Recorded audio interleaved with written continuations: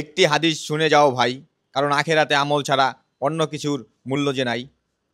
হযরত আবু হুরায়রা রাদিয়াল্লাহু তাআলা আনহু বলেন, হযরত মুহাম্মদ সাল্লাল্লাহু আলাইহি ওয়াসাল্লাম বলেছেন, যে ব্যক্তি মিথ্যা কথা বলা এবং এ অনুসারে কার্যকলাপ করা পরিত্যাগ করেনি, তার পানাহার পরিত্যাগ করা, রোজা রাখা আল্লাহ তাআলার কাছে কোনো প্রয়োজন নেই।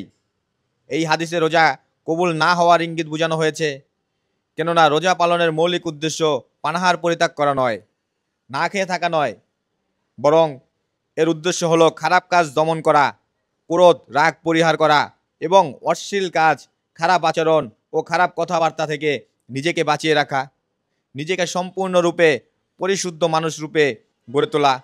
সুতরাং যে ব্যক্তি এই খারাপ কাজগুলো থেকে বিরত থাকতে পারল না, তাহার রোজা রাখা নামে কষ্ট করা ব্যতীত আর কোনোই লাভ হবে না, আর আল্লাহ তাআলাও তাহার প্রতি অনুগ্রহশীল হবে না। এই হাদিসটি আমি নিজে মানার চেষ্টা করব এবং অন্যদের কাছে লাইক কমেন্ট শেয়ারের মাধ্যমে পৌঁছে দেওয়ার চেষ্টা করব ইনশাআল্লাহ।